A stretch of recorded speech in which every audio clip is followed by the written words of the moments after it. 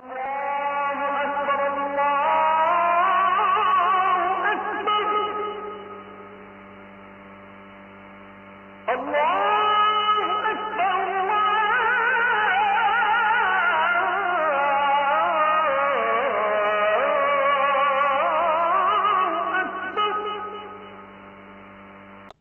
এই ছোট ছোট সূরাগুলো দিয়েই আমাদের রেগুলার সালাহ যখন আমরা পড়ি, এগুলো দিয়ে ইমামতি করা উচিত। আল্লাহর হাবিব সাল্লাল্লাহু আলাইহি ওয়াসাল্লাম বিভিন্ন হাদিসে বলেছেন যে তোমরা যখন ইমামতি করবে তখন তোমার পেছনে যারা আছে তাদের দিকেও খেয়াল রাখবে। রাসূল সাল্লাল্লাহু আলাইহি ওয়াসাল্লাম অত্যন্ত বিবেকবোধ সম্পন্ন একজন ব্যক্তিত্ব ছিলেন।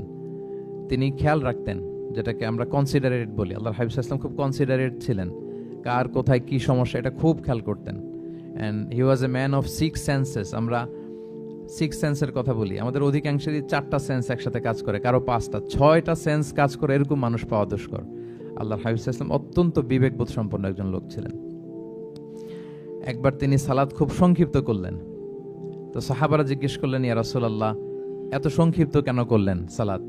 তখন আল্লাহর হাবিব সাল্লাল্লাহু আলাইহি ওয়াসাল্লাম বললেন যে পেছনে বোনদের নামাজের সেকশনে ওখান থেকে একটা ছোট্ট বাচ্চার কান্নার আওয়াজ আমি শুনছিলাম। আমার মনে হচ্ছিল বাচ্চাটাকে সামলাতে মাটার খুব কষ্ট হচ্ছে, তো এই জন্য আমি সালাতটা সংক্ষিপ্ত করে দিয়েছি।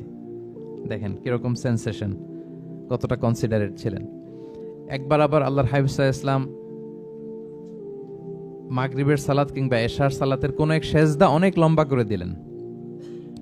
তখন সাহাবারা আবার প্রশ্ন করলেন, ইয়া রাসূলুল্লাহ সাল্লাল্লাহু আলাইহি ওয়াসাল্লাম, এত লম্বা দীর্ঘ সেজদা করতে তো ফরজ সালাতে আমরা কখনো দেখি না, কেন করলেন?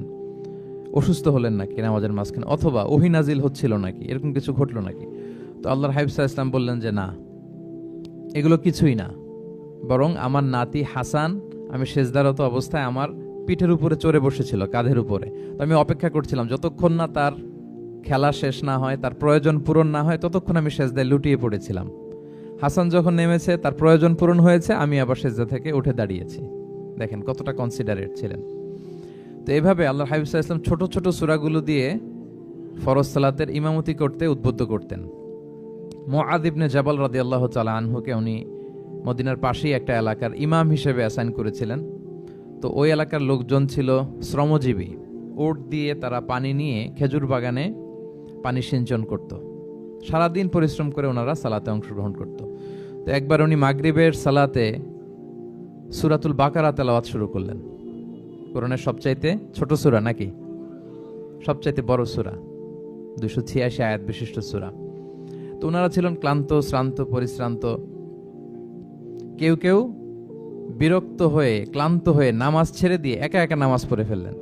পরে আল্লাহর হাবিব সাল্লাল্লাহু আলাইহি ওয়াসাল্লামের কাছে যে তারা অভিযোগ করলেন যে, ইয়া রাসূলুল্লাহ, আপনি যে ইমাম পাঠিয়েছেন উনি তো এমন কাজ করেছে, সূরা বাকারা উনি ধরেছে মাগরিবের সালাতে। রাসূল সাল্লাল্লাহু আলাইহি ওয়াসাল্লাম খুবই ক্ষিপ্ত হলেন, রাগান্বিত হলেন এবং মুআয ইবনে জাবাল রাদিয়াল্লাহু তাআলা আনহুকে ডেকে পাঠালেন। ডেকে তিনি বললেন, আফাত্তানুন আনতা ইয়া মুআয। লিটারালি ফাত্তান শব্দটা ব্যবহার করেছেন যে, মুআয তুমি কি সমাজে ফিতনা ছড়াচ্ছ?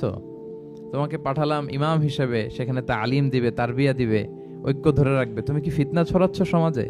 তুমি কি ওয়াদ-দুহা ওয়াল-লাইলি ইযা সাজা এরকম সূরাগুলো পারো না? সাব্বিহ ইসমা রাব্বিকাল আ'লা এগুলো তোমার মুখস্থ নাই? ওয়াশ-শামসি ওয়া-দুহাহা এগুলো তোমার জানা নেই? তুমি এত লম্বা সূরা কেন ধরলে মাগরিবের সালাতে? তো তখন তিনি বললেন, যখন তুমি সালাতে ইমামতি করবে ফরজ সালাতে, তখন ছোট ছোট সূরা পড়বে, কেননা তোমার পেছনে অসুস্থ থাকতে পারে, তারপর বয়স্ক কোনো লোক থাকতে পারে, অথবা মুসাফির মসজিদের পাশ দিয়ে সফর করতেছিল, ভাবলো জামাত চলতেছে, জামাতটা ধরি, ঢুকেই যদি দেখে যে আপনি সূরা বাকারা তেলাওয়াত করতেছেন, তো তার জন্য তো কঠিন হয়ে যাবে কোপ আপ করা, কন্টিনিউ করা।